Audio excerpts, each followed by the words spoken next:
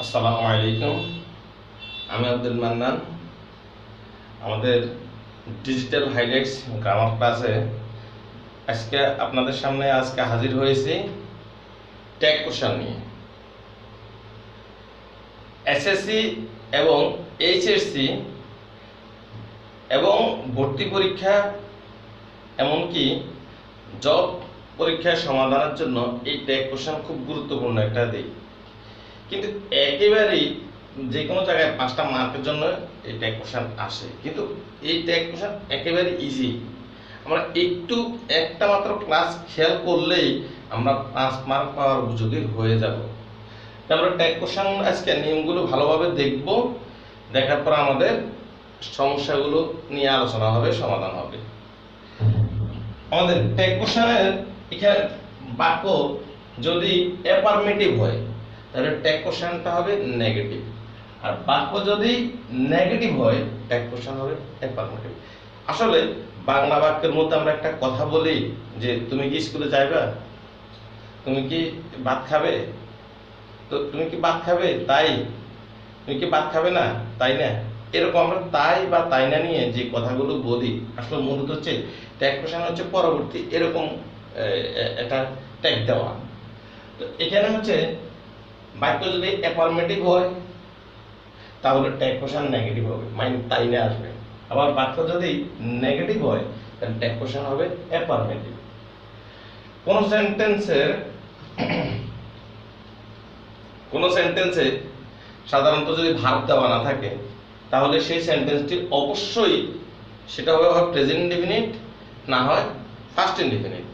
যদি present indefinite টেন্সের হয় তাহলে ওই অক্সিলারি হিসেবে ডু অথবা ডাজ আসবে, আর যদি ফার্স্ট ইনডিফিনিট হয় তাহলে অক্সিলারি হিসেবে ডিড আসবে। কারণ আমরা যে ট্যাগ কোশ্চেনের ট্যাগের আনসারগুলো করতে হবে সেটা অবশ্যই অক্সিলারি প্লাস নট নিয়ে করতে হবে।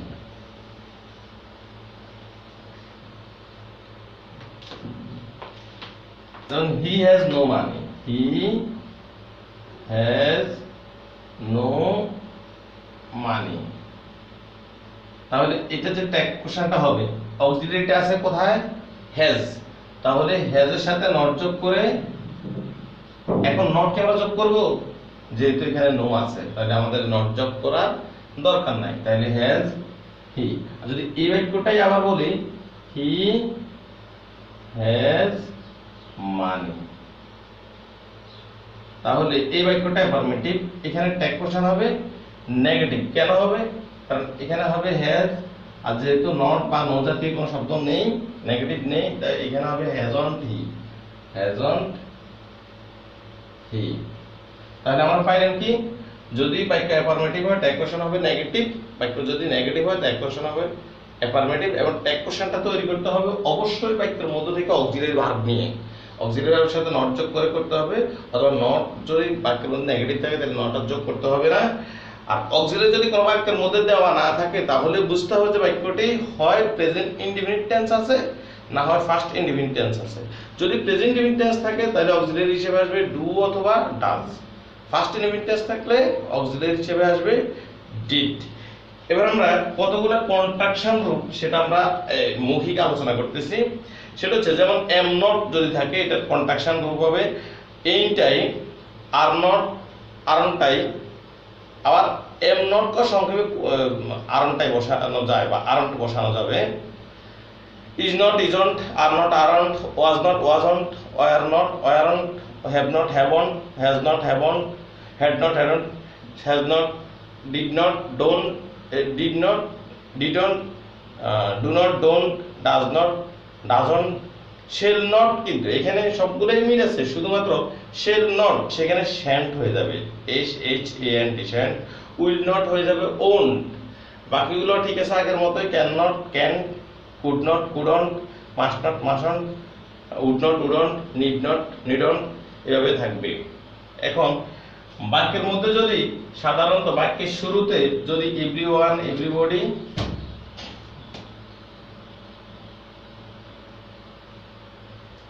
এভরিওয়ান এভরিবডি, সামওয়ান সামবডি থাকে তাহলে, বা অল এনিবডি থাকে তাহলে ট্যাগ কোশ্চেনের সাবজেক্ট হবে দে।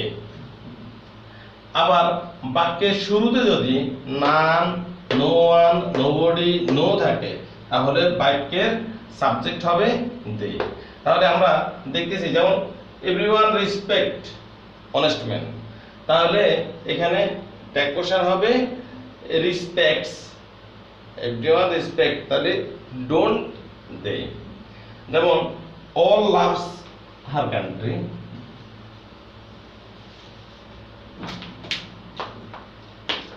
all loves her country, তাহলে এইটা ট্যাগ কোশ্চেন হবে, যেহেতু সাবজেক্ট এখান থেকে দে আসবে তাহলে এখানে হবে ডোন্ট দে। আমরা অক্সিলারিটা পরে বসাবো। কেন পরে বসাবো? কারণ যেহেতু সাবজেক্ট আগে চেঞ্জ হয়, সাবজেক্টকে কেন্দ্র করেই আমরা অক্সিলারিটা আবার চেঞ্জ করে নেব।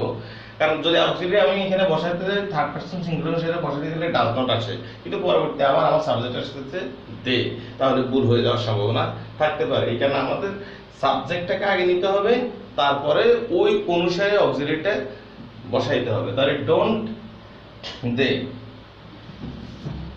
আমার যেমন এভরি বডি ওয়াজ প্রেজেন্ট, তাহলে ওয়ারেন্ট দে, কারণ ওয়াজটা হবে না, ওয়ারেন্ট দে। কোন বাক্যে শুরুতে যদি নো, নো ওয়ান, নোবডি থাকে তাহলে সেটা তো নেগেটিভই আছে বোঝা যায়, সেখানে আর অক্সিলারি সাথে নট বসানোর দরকার নাই, সাবজেক্ট হবে দে। যেমন এভরিবডি ওয়াজ প্রেজেন্ট, তাহলে এখানে তো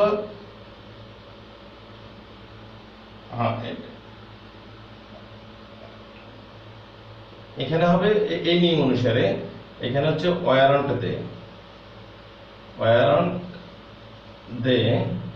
আর অল রেসপেক্ট এখানে হচ্ছে ডোন্ট দে, ডোন্ট দে। কিন্তু এখানে যদি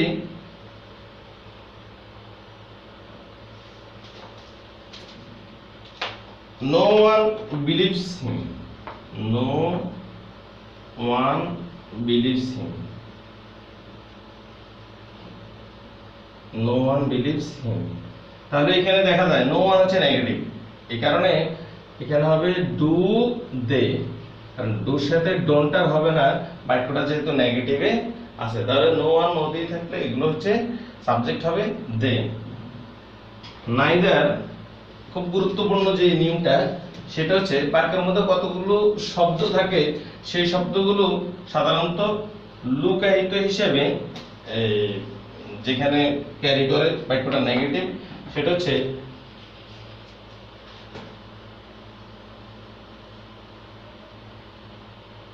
বাক্যে যদি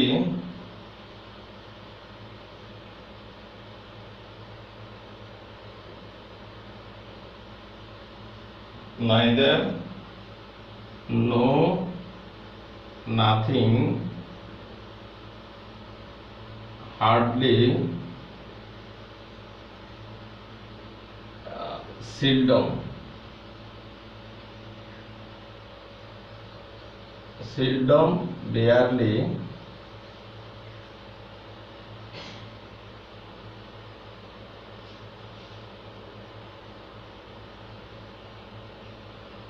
scarcely,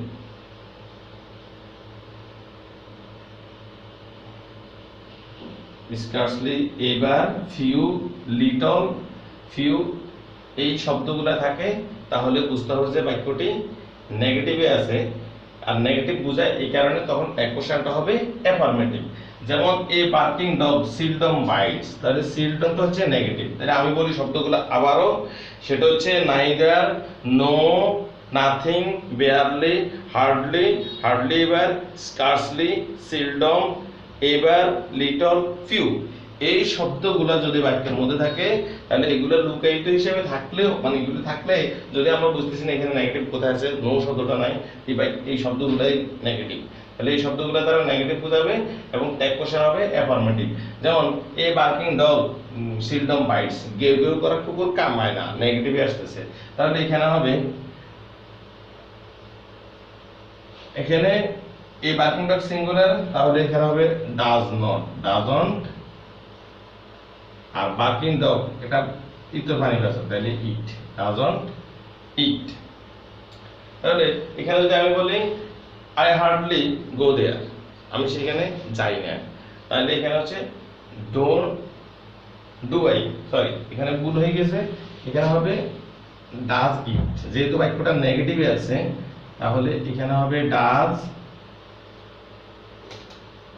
ডাজ ইট।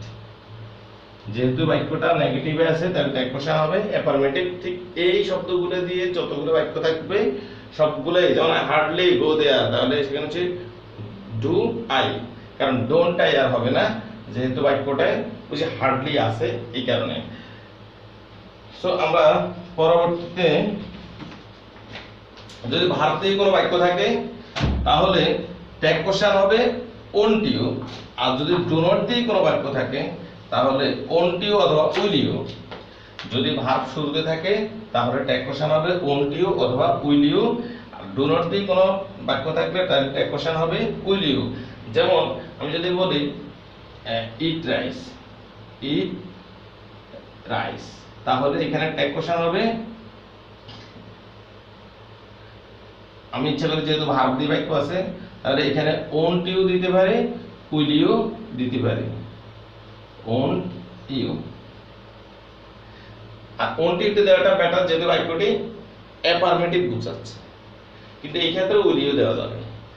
আবার যদি আমি বলি ডু নট, ডোন্ট টেল এ লাই, টেল এ লাই, তাহলে এই ট্যাগ কোশ্চেনটা এখানে যেহেতু নেগেটিভ আছে এখানে অ্যাফার্মেটিভ বসানো কখনো ঠিক হবে না, এখানে শুধুমাত্র উইল ইউ, উইল ইউ। তাহলে আমি কি পাইতেছি, ভার্ব দিয়ে শুরু হলে উইল ইউ অথবা ওন্ট ইউ, ওন্ট ইউ বসানোটা বেটার।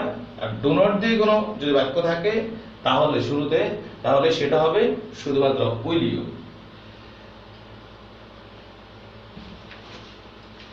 আমাদের লেট দিয়ে যদি কোনো বাক্য থাকে, শুরুতে লেট যদি থাকে, যেমন লেট আস থাকতে হবে শেলুই, এটা আমরা অবশ্য সবচেয়ে বেশি জানি, লেট আস থাকলে শেলুই হয়, লেট হিম থাকলে উইল ইউ, লেট মি থাকলে উইল ইউ। তাহলে আমরা যে এটা দেখতেছি অপশনটা, সেটা হচ্ছে let us go for a walk,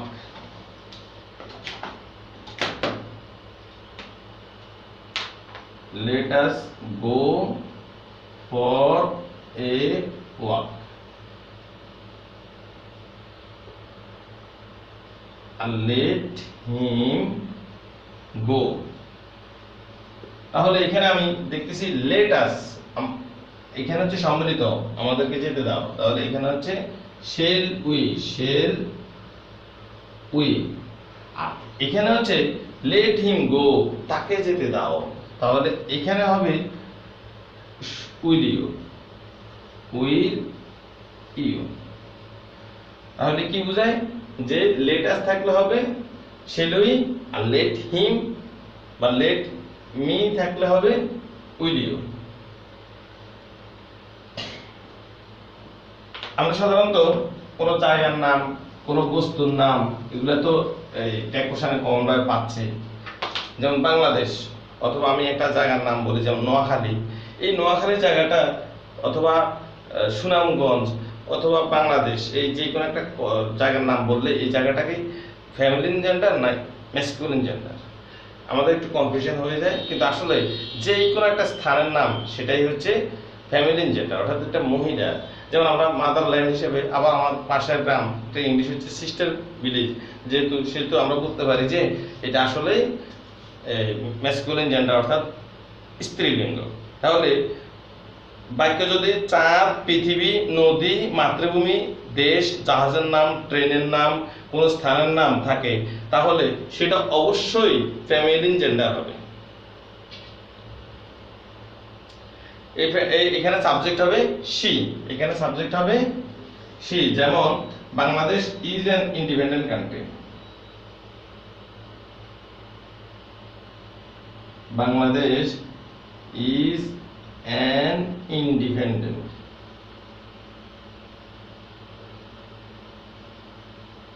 country।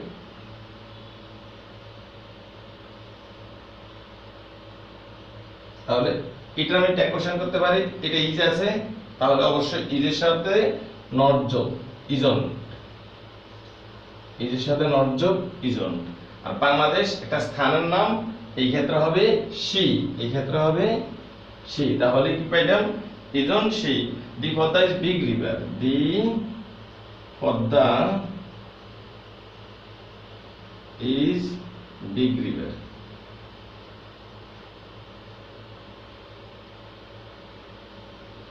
তাহলে ইজ আছে, ইজের সাথে নট ইজন। আর দ্বি পদ্মাটা হচ্ছে যেহেতু নদী সাগর, হ্যাঁ, এগুলোর ক্ষেত্রে হচ্ছে সি।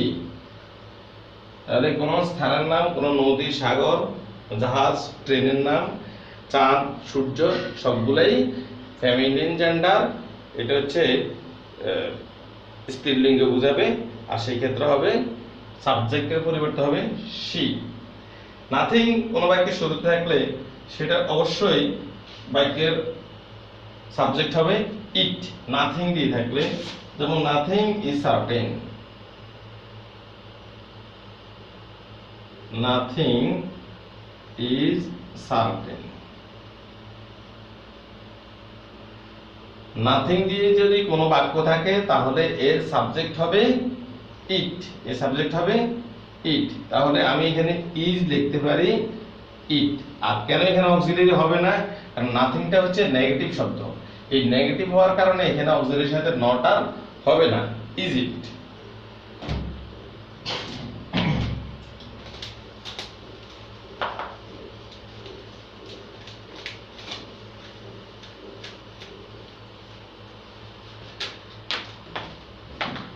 বাক্যের অর্থে সাবজেক্ট অন্য কিছুকে যদি ইঙ্গিত করা হয়, ট্যাগ কোশ্চেনের সাবজেক্ট হবে ইট।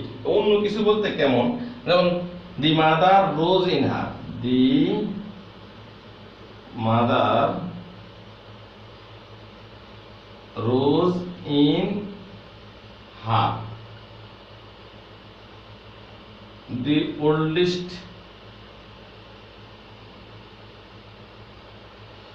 oldest attracted a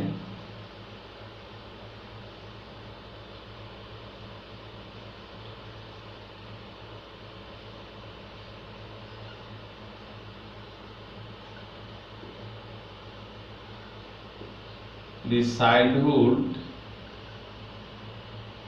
left him। এই বাক্যগুলোর ট্যাগ কোশ্চেনে যদি আমরা যাই, সেটা হচ্ছে the mother rose in her, তার মধ্যে মাত্রিত জাগরিত হইল, অর্থাৎ তার একটা দশা বা একটা অবস্থাকে বোঝানো হচ্ছে, অর্থাৎ মাকে বোঝানো হয় নাই। দি মাদার মাকে বোঝানো হয় নাই, তার একটা অবস্থাকে বোঝানো হয়েছে। তাহলে এই সাবজেক্ট দ্বারা যদি নিজেকে না বোঝাই কোনো অবস্থা বোঝানো হয়, তৃতীয় কোনো অবস্থা বোঝানো হয়, তখন সাবজেক্ট হবে ইট। যেমন মাদার রোজ ইন হার, তার মধ্যে মাত্রিত জাগরিত হইল। তাহলে এখানে হচ্ছে রোজ পাস্ট ইনডিফিনিট টেন্স, তাহলে এখানে হবে ডিড নট, তাহলে ডিডন্ট ইট। এখানে এক অবস্থা দি ওল্ডেস্ট অ্যাট্রাক্টেড হিম, তাহলে অ্যাট্রাক্টেড, তাহলে এখানে ফার্স্ট ইনডিফিনিট টেন্স, এখানে হবে ডিডন্ট ইট। কারণ এই যে ওল্ডেস্ট, এটা তাকে বোঝায় নাই, বার্ধক্য, তাকে বার্ধক্য আক্রমণ করলো, এটা একটা দশাকে বোঝানো হয়েছে। ঠিক একই রকম চাইল্ডহুড, তাহলে এই চাইল্ডহুডটাও লেফট